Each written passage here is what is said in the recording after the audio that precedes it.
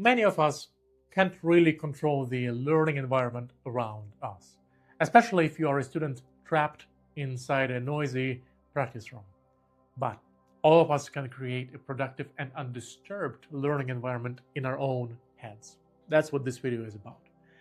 I'm going to introduce you to one of many perks, music learning optimizers, that are based on the concepts outside of the world of music.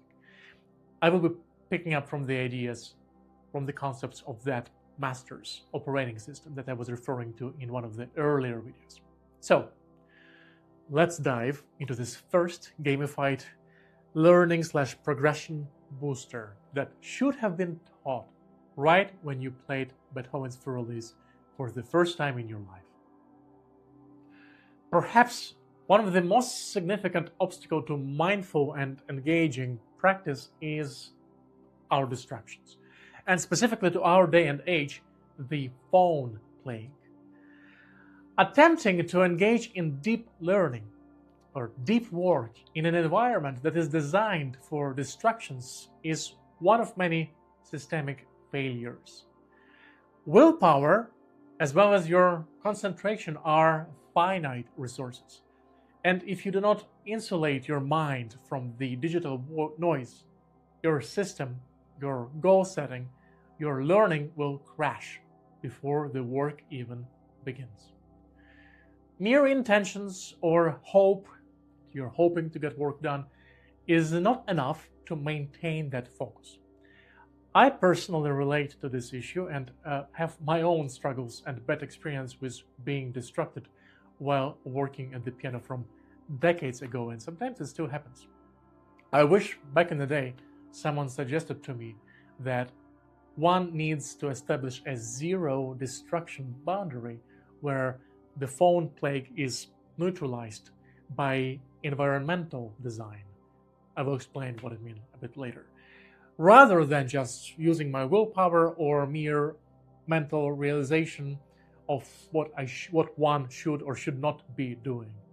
None of this is enough. To move beyond a cell-like practice room, I will borrow the concept of the Eudaimonia Machine, a term named after the ancient Greek state of achieving your full human potential.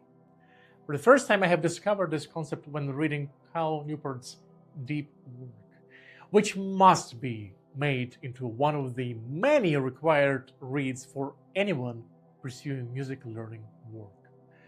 This machine, or rather framework, is an architectural design that will allow you to transition from the shallow noise of the outer world into something that I will be referring to as Sacred Precinct.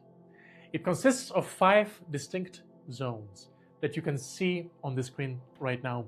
Each zone is separated by 18-inch thick walls. We have the gallery, we have the salon, we have the library, we have the office, and we have a deep work chamber at the very end.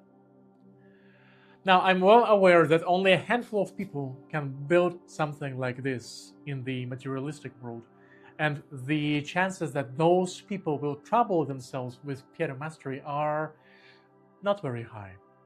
But let this framework serve as an illustration of that need for us to have several boundaries that should be put in place inside our mind.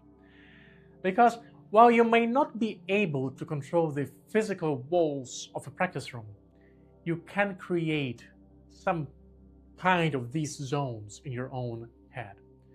This creative tempo is where you go to reach a state of eudaimonia. Because starting is the hardest step, as I mentioned in the episode 16, I suggest creating an entry protocol to cross the boundary into that sacred precinct. This involves rituals that assist with a mental reset.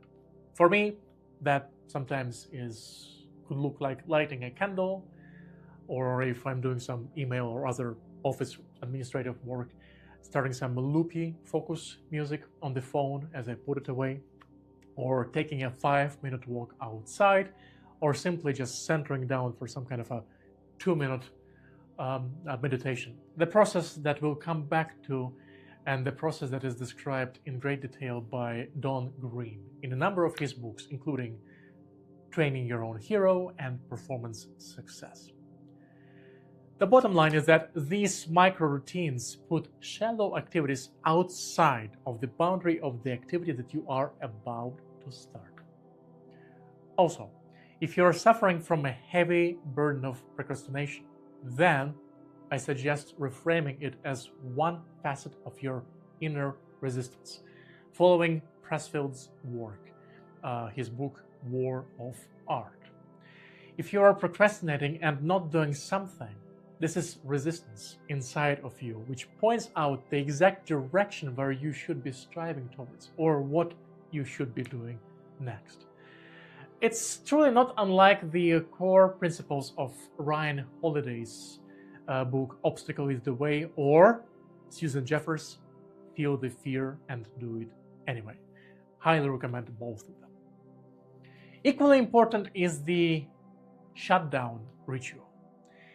At the end of your session, you must, at least I would advise you to acknowledge what you have completed, and while it's still fresh in your mind, predefine your must-do list for tomorrow. This ensures that you don't spend tomorrow's mental energy wondering, what should I do next? Okay, to transform all of that context of the Sacred Precinct from a chore into a game buff and then perk, we can apply the principles of the elastic habits framework. This provides a lateral and a vertical flexibility to ensure that precinct is never breached, or rather the muscle of entering that state of focused activity is always strained regardless of your energy level.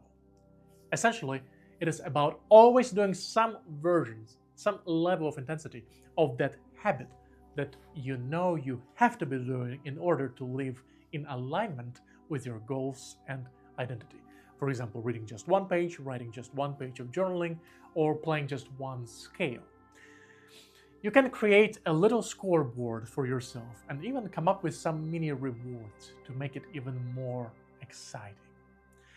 So, to give you an example of the idea behind this elasticity, you can give yourself 1 star or 1 point if you simply put your phone in another room, or tuck it away inside your shoulder bag, or put it in the airplane mode before sitting down at the piano. You can give yourself 2 points for setting up a timer for 25 minutes on your watch, and then practicing mindfully without any distractions, and then taking a 5-minute break. Or you can convert this into practicing for 50 minutes without reaching for your phone once, and then taking a 10-minute break where you just stretch, stand up, and move your body a little bit. And then you can decide to give yourself 3 stars for a non-interrupted 90-minute session that will start with the beginning ritual, whether it's a candle, walk, meditation, practicing journal entry, or setting the clear goals for the next session.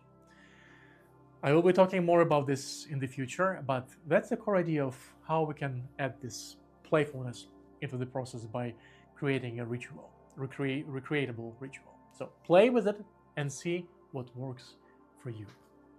So in order to activate this perk, I suggest we perform, let's call it, insulation protocol, in which we just reflect and identify whether it's an analog or digital distraction that you need to soundproof your mind against to ensure that uninterrupted workflow can ensue.